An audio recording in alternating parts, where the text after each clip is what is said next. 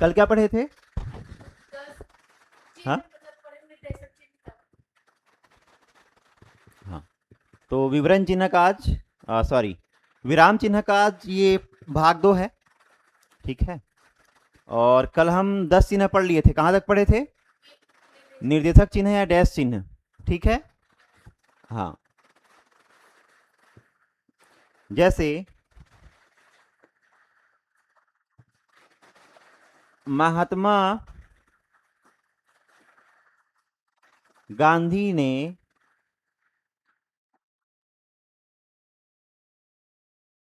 कहा कि dash dash dash dash dash. अब हमें ये की को हटाना है, तो इसकी जगह क्या लगाना पड़ेगा? वाह, वेरी गुड, निर्देशक चिन्ह। लगता है आप रीजन करके। हाँ, अगर हमें की को हटाना है तो क्या लगाना पड़ेगा? अल्प विराम। महात्मा गांधी ने कहा करो या मरो, ठीक है। क्या? अल्प विराम, ठीक। रिवाइज नहीं कर रही हैं, समझ में आ रहा है। 4-5 सब्जेक्ट रिकॉर्ड करने के चक्कर में। अच्छा, ठीक है ना, नया नया है तो होता है कि लोग को इंग्लिश में तो याद हो जाता है, लेकिन हिंदी में मुश्किल रहता है थोड़ा सा। चलो अब शुरू करते हैं इसमें। हाँ, रेखांकन चिन्ह। और 10वां क्या है? ये 10 हो गया, यहाँ तक पढ़ लिए थे। 11वां है, चलो 11 क्या है? कोष्टक चिन्ह। ये थोड़ा सा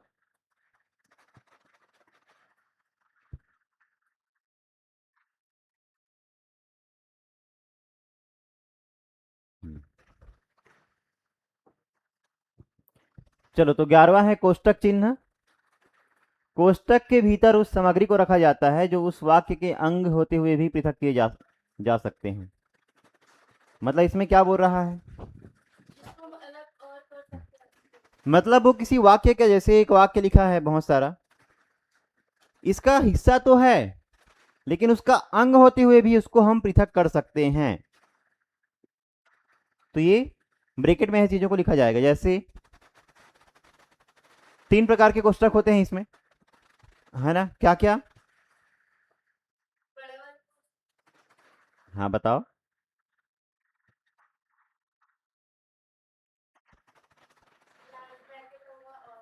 ये होगा बड़ा कोष्टक, है ना? ये वाला क्या है? बड़ा कोष्टक। ये सर्पाकार, जिसको मंझला कोष्टक बोलते हैं, सर्पाकार ये वाला गणित में प्रयोग करते हैं, इसको मंझला कोष्टक भी बोलते हैं। और एक होगा छोटा कोष्टक, ये जो व्हाट्सएप ग्रुप में हम फॉरवर्ड करते रहते हैं आजकल, ये है छोटा कोष्टक। इसको बोलते हैं मंझला या सर्पाकार। ये है बड़ा कोष्टक, ठीक।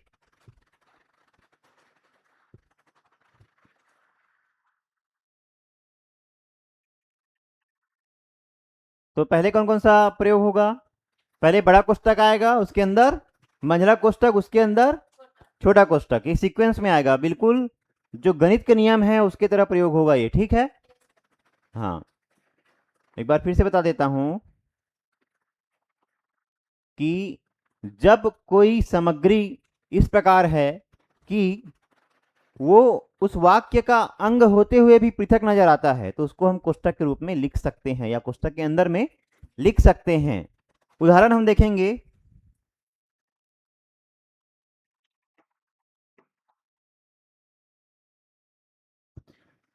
व्यक्तिवाचक संज्ञा में लिपि परिवर्तन, जैसे शंकर।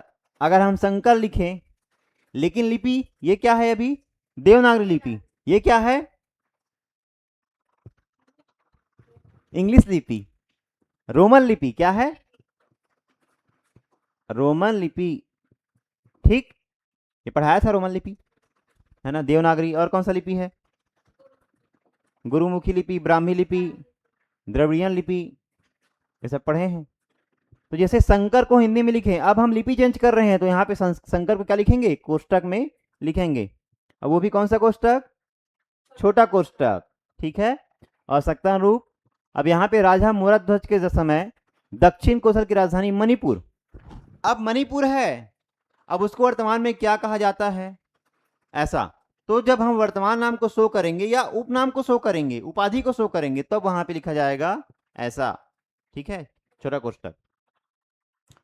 भब्रुवाहन के समय चित्रांगतपुर, ये इसको क्या बोलते थे, चित्रांगतपुर को अभी क्या बोलते हैं, सिरपुर, है ना, ये हम हिस्ट्री में ही पढ़ेंगे ना, इसको याद रखना, भूलना मत, ये ओरिजिनल है। मणिपुर को, रतनपुर को मणिपुर बोलते थे, और सिरपुर के क्या बोलते थे, चित्रांगतपुर, ये हिस्ट्री में पढ़ेंगे हम लोग, सीजी हिस्ट्री में। तो वर्तमान सिरपुर, तो यहाँ भी छोटा कोष्टक आया। फिर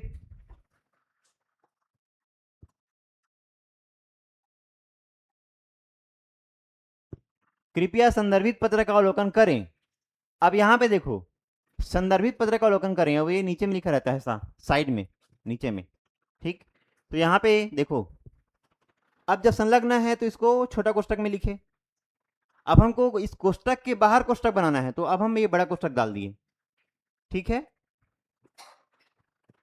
समझ में आया यहाँ तक।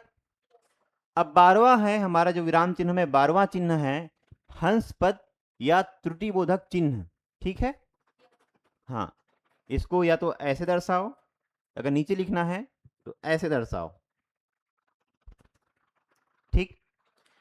जब किसी वाक्य या वाक्यांश को लिखते समय कोई शब्द छूट जाए या उसका हमको भूल जाए वहां पे, तब उसको बाद में हंस पद के रूप में ऊपर या नीचे लिख सकते हैं, ठीक है। जैसे ये हुआ, अब यहाँ पे डेस किए और यहाँ पे लिख दिए, ठीक। लेकिन इसको उसी स्थान पर उसके ऊपर हंस पद बना के लिखना है, उसी स्थान, ऐसा नहीं कि यहाँ का सब छूट गया और आप यहाँ पे हंस पद बना के साथ लिख रहे हैं, ऐसा नहीं, ठीक है। उदाहरण देखेंगे तो समझ में आ जाएगा।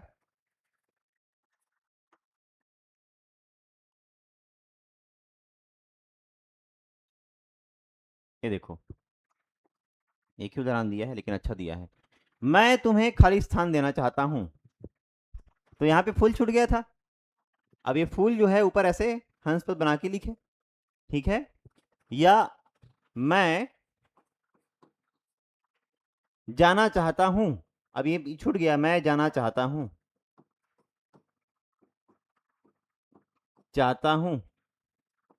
अब व्हाट्सएप में तो एडिट करने का ऑप्शन आता है, ठीक है, कि भूल गए व्हाट्सएप में तो यहाँ बीच में डाल दिए गोवा, लेकिन जब ऐसा आप कॉपी में लिखेंगे तो, या आप मेंस का प्रैक्टिस कर रहे हैं वहां पे लिख दिए तो भूल जाएंगे, तो वहां पे एडिट करने का ऑप्शन नहीं आएगा।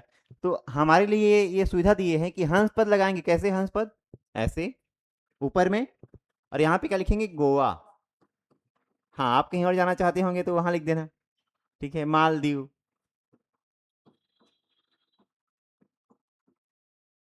ठीक। तो मैं गोवा जाना चाहता हूं, ऐसा वहां पे लिख दिए। ये समझ में आया, जरूरी है ये, है ना। फिर आगे रेखांकन चिन्ह, एकदम सिंपल, किसी भी वाक्य में महत्वपूर्ण शब्द या वाक्य खंड को उसके नीचे रेखा खींचकर, ऐसे रेखा खींचकर रेखांकित किया जाता है। कभी कभी किसी दस्तावेज में महत्वपूर्ण, जहां पे महत्वपूर्ण वाक्य रहेगा या शब्द रहेंगे, उसको रेखांकित चिन्ह द्वारा रेखांकित किया जाता है ताकि उस पर ध्यान आकर्षित हो सके, ठीक है। कभी व्यापम के क्वेश्चन में क्या आता है कि मैं बस से जाता मैं बस से जाता हूं या मैं कार से जाता हूं, तो यहां पे ऐसा चिन्ह लिख देंगे, ये रेखांकन चिन्ह।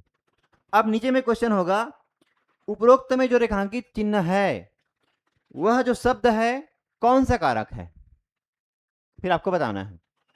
या यह जो बस है वो क्या है, शब्द भेद में क्या है, तो ये संज्ञा होगा, बस किसी का नाम है तो क्या होगा, संज्ञा होगा, ठीक है।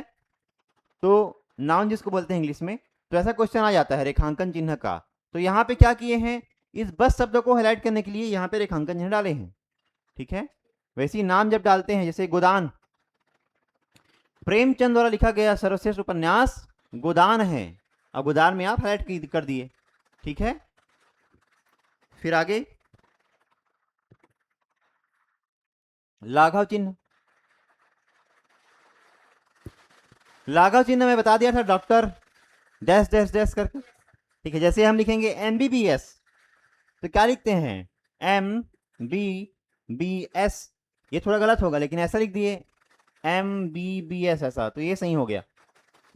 या BA लिखेंगे BA, ये ऐसा BA, MBBS BA ऐसा, ठीक है। या डॉक्टर लिखेंगे तो डॉक्टर में DR डाल के यहाँ पे लाघव चिन्ह, ठीक है।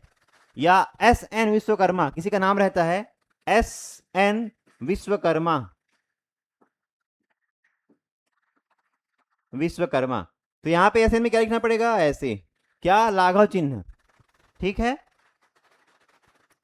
किसी शब्द या संक्षिप्त रूप लिखने के लिए, ये मेनली क्या है, शब्द का संक्षिप्त रूप, शॉर्ट फॉर्म लिखना है, उसके लिए है। प्रथम अक्षर के बाद लाघव चिन्ह का प्रयोग किया जाता है, जैसे बिलासपुर, बिलासपुर में ये ना पा क्या है, ना पानी, हाँ, नगर पालिक निगम, ठीक है। ये दपुमरे तो दक्षिण पूर्व मध्य रेलवे, ठीक है।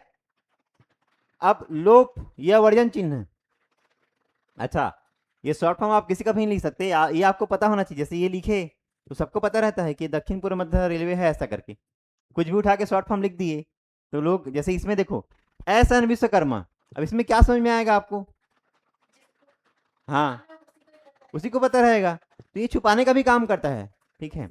अब वो सुरेंद्र नाथ है कि संजय नाथ है कि शंभू नाथ है, ठीक है, वो कौन सा नाथ है वो जानेगा, ठीक है। या शिव नारायण भी हो सकता है, नारायण N, ठीक है। अब लोप या वर्जन चिन्ह, इसको कब प्रयोग करेंगे, लोप चिन्ह का प्रतीक नाम क्या है, वर्जन चिन्ह, वर्जन मतलब निषेध या वर्जित कर दिए हैं, ऐसा। यह सूक्ष्म बिंदुओं की कुछ लंबाई है जो किसी कथन के लोपन के स्थान में प्रयोग होता है और उसके स्थान पर बिंदुओं की छोटी सी कतार रख दी जाती है ताकि सामने वाला व्यक्ति उसको समझ पाए या उसको समझने का प्रयास करे।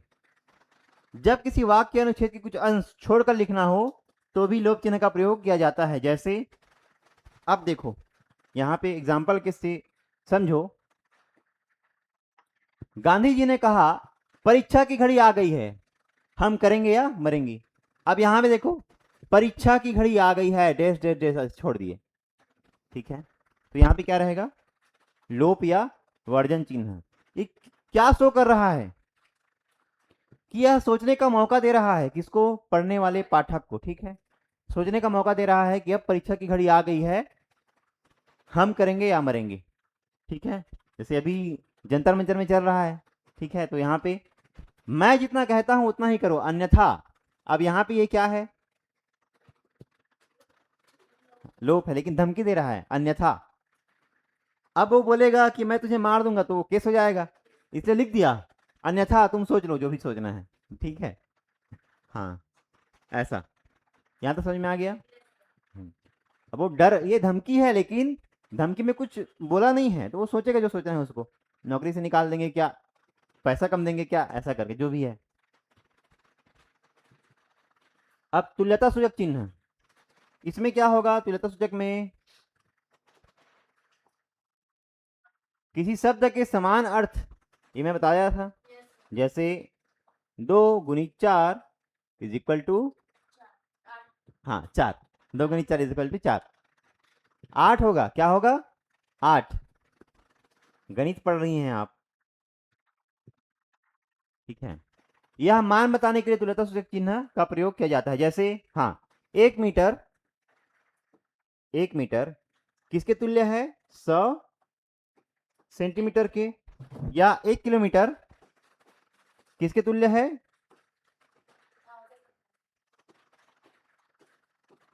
इसके, ठीक है।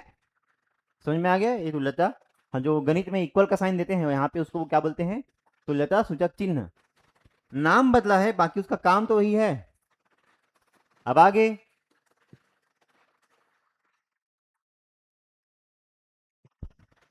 समाप्ति सूचक चिन्ह,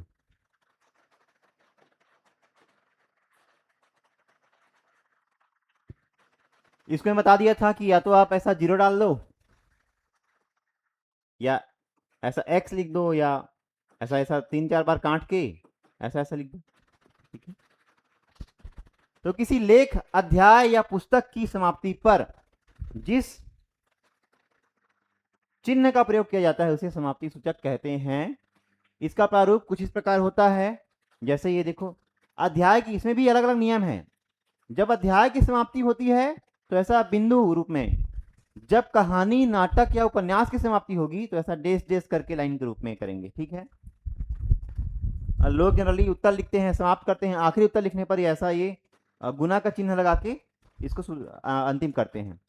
फिर समाप्ति सूचक के लिए वर्तमान में अन्य चिन्हों का प्रयोग किया जा रहा है, जैसा देखो इसमें क्या क्या है, ये देखो आजकल रंग बिरंगे लोग अपने कल्पनाओं में बह रहे हैं तो ऐसा भी उपयोग करते हैं, ये देखो ये वाला, या ऐसा, या फूल भी बना रहे हैं कुछ लोग, फूल पत्ती वाला, और ये भी, ठीक है। इसका अर्थ होगा कि यहां तक आके ये समाप्त हो रहा है और अगला नया चालू होगा इसके बाद, ठीक है।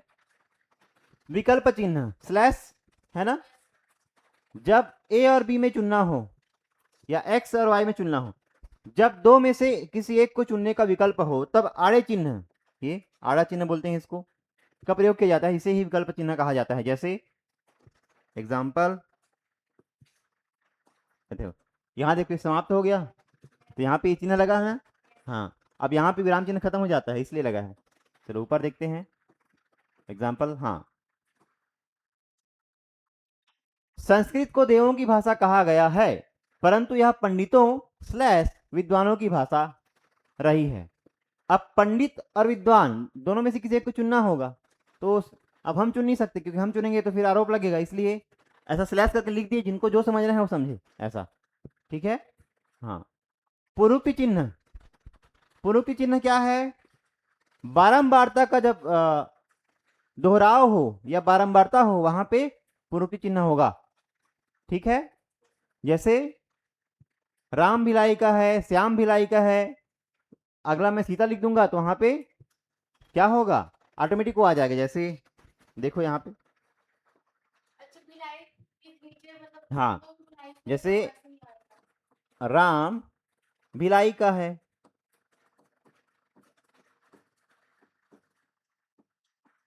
श्याम भी भिलाई का है,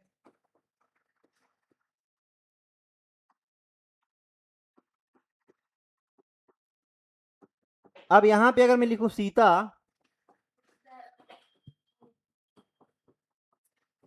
ऐसा, तो क्या होगा, इसका मतलब सीता भिलाई की है, वहां पे भिलाई का है ऐसा नहीं, सीता के अनुसार वो की हो जाएगा, ठीक है। ये समझ में आया। हाँ, मतलब जितना ये बारंबार दोहराव हो रहा है या बारंबारता जिसकी हो रही है वो यहाँ पे ऑटोमेटिक वो आ जाएगा इस चिन्ह से, ठीक है। तो क्या करता है, हमारा समय बचाता है। लेकिन यह तब लिखेगा जब किसी वाक्य खंड को ज्यों का त्यों एज इट इज लिखना हो तब, और हमेशा नीचे होगा ना, ऊपर ऐसा नहीं डाल देना, नीचे ही होगा, ठीक है। जैसे सुभाष डैश डैश डैश, फिर पवन 9वीं में पढ़ता है, राजू 9वीं में पढ़ता है, तो यहाँ पे राजू क्या होगा, 9वीं में पढ़ता है ऐसा होगा, ठीक है। लेकिन यहाँ पे क्या होगा, सुभाष डैश डैश डैश मतलब क्या होगा, क्यों, क्योंकि इसके ऊपर क्या लिखा है 10वीं, ये, ठीक है। तो यहाँ पे भी ये आ जाएगा सेम, ये 19वां हो गया। अब हमारा अंतिम आज का सेशन का टीका सूचक या संकेत चिन्ह, मैं क्या बताया था कि यदि हम शब्द लिखने के तारतम्य में या किसी चीज को हम कोई काम कर रहे हैं और या प्रवचन दे रहे हैं, भाषण दे रहे हैं, संभाषण दे रहे हैं, व्याख्यान दे रहे हैं, उस तारतम्य में लिखते समय जब हम कुछ चीजें भूल जाते हैं या उसका गहन अर्थ हमको खोजना रहता है तो हम उसको यहाँ ना लिख के कहीं साइड में कोने में लिखते हैं, ठीक है। जैसे यहाँ पे देखो, कार्यालयीन कार्यों में तारांकित या धनांकित चिन्हों का प्रयोग विशेष बिंदुओं, तथ्यों पर ध्यान आकर्षित करने के लिए किया जाता है। सूचना या तथ्यों का विवरण हाशिए में या पृष्ठ के नीचे भाग में। हाशिया मतलब क्या होगा? मार्जिन, जहां पे जैसे ऐसा रहता है ना, कॉपी क्या रहता है, ऐसा ऐसा रहता है, बीच में नहीं रहता है। तो ये जो अंतिम है इसको हाशिया बोलते हैं, मार्जिन को। ठीक है, जैसे ये कॉपी अगर हुआ, अब यहां से लाइन हुआ, ये देखो ऐसे ऐसे, अब अंतिम लाइन में ये जो जगह बचा रहता है उसको बोलते हैं हाशिए या मार्जिन, जो जिसको हम बोलते हैं। ठीक है, तो इस पर क्या, जैसे यहाँ पे स्टार लगा दिए, तो यहाँ पर ना लिख के इसको यहाँ पे स्टार बना के लिखेंगे, ये इसका क्या मतलब है, ऐसा करके। ठीक है, इसमें स्टार प्लस, डबल प्लस या 1 2 3 का प्रयोग करते हैं। ठीक है, हाँ, ये तो हो गया।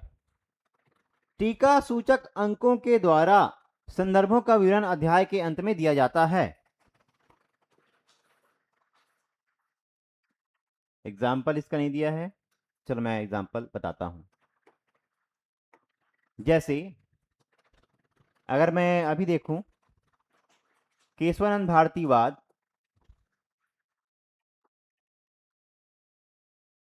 केशवानंद भारतीवाद 1973, अब यहाँ पे हम केशवानंद भारतीवाद में, अब केशवानंद भारती को ऐसा क्या कर दिए, स्टार कर दिए। उसके बाद 1973 में हुआ जो क्या हुआ, केस हार गए, जो केस हार गए। अब यहां पे हम पूरा लिखे, इधर भी लिख दिए पूरा। अब हम क्या चाह रहे हैं कि ये जो तारतम्य बना हुआ है ये टूटे ना, तो यहां पे हाईलाइट कर दिए, और हमको केशवानंद भारती कौन है इस पे हमको संक्षिप्त में उसका विवरण देना है। तो ये पेज जब हो गया, ये पेज इन हुआ यहां पे, तो यहां पे मार्जिन रहेगा नीचे में। हाँ, तो यहां पे जब हम स्टार लगाए हैं, तो यहां पे ये स्टार लगाएंगे और लिखेंगे केशवानंद भारती कौन है, तो यह केरल में एक मठ के प्रमुख थे,